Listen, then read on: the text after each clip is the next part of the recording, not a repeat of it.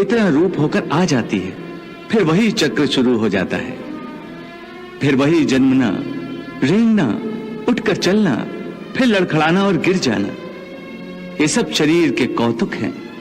इतनी बात समझ लोगे तो ना तुम्हें किसी के मरने का शोक होगा और ना तुम्हें मृत्यु का भय होगा। हे अर्जुन, हम और तुम ये शरीर नहीं हैं। हम तो इन शरीर के अंदर रहने वाली आत्माएं हैं। ये शरीर तो केवल हमारे रथ हैं। हम उसके स्वामी हैं। रथ के टूटने से स्वामी नहीं टूट जाता। उसी प्रकार शरीर के सुख और दुख आत्मा को सुखी या दुखी नहीं करते। यदि हम आत्मा हैं, तो फिर ये सुख दुख का आभास हमारी आत्मा को क्यों होता है? ये सुख दुख का आभास आत्मा को नहीं होता, केवल शरीर को होता है। तो फिर आत्मा को क्या होता है? आत्मा को कुछ नहीं होता, क्योंकि ये होना न होना, सुख दुख, सर्दी गर्मी, ये सब प्रकृति के नियम हैं। आत्मा तो अविनाशी परमात्मा का अंश है, इसलिए आत्मा प्रकृति की सीमा से बाहर है। आत्मा अचिंत्य है, मानवीय चेतना के चिंतन के घेरे में नहीं आती। अर्जुन, आत्मा पर प्रकृति और सृष्टि के नियम लागू ही नहीं होते, क्योंकि वो सृष्टि और प्रकृति दोनों ही की पहुंच से बाहर है। जैसे एक चिंगारी अग्नि का ही अंश होती है, वैसे ही आत्मा परमात्मा का ही अंश होता है। इसलिए वो नित्य, अजन्मा, सनातन और सर्वव्यापी है, स्थिर रहने वाला और अचल है। अछेद्यो अयम अदायो अयम अक्लेद्यो अशोष एव च नित्यः सर्वगता स्थाणुर अचलो अयम सनातनः।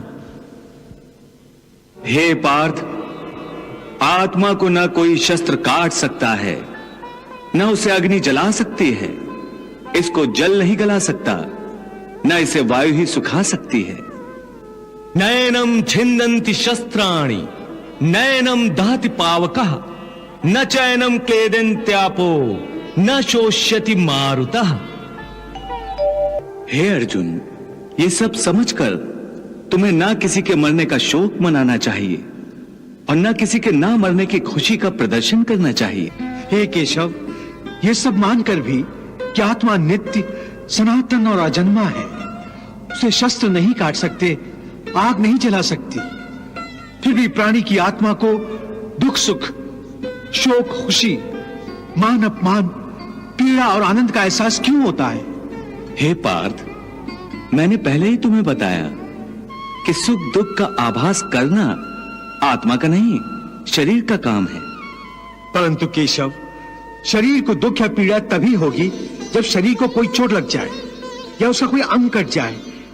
जैसे शरीर आग में जल जाए, उससे जो पीड़ा होती है वो तो शरीर की पीड़ा है। परंतु मान हानि होने से जो दुख होता है या मान होने से जो आनंद आता है, उसमें तो शरीर को कोई चोट नहीं पहुंचती। वो मान हानि का दुख, वो अपकीर्ति की पीड़ा तो आत्मा को ही होती है ना? नहीं अर्जुन, ये कीर्ति अपकीर्ति, मान अपमान, ये लाभ हानि, ये जीतने का आनंद अथवा हारने की पीड़ा, ये भी आत्मा को नहीं होती। ये आत्मा का काम नहीं है, ये तो मन की शरारत है। मन की शरारत, इसका क्या अर्थ है केशव?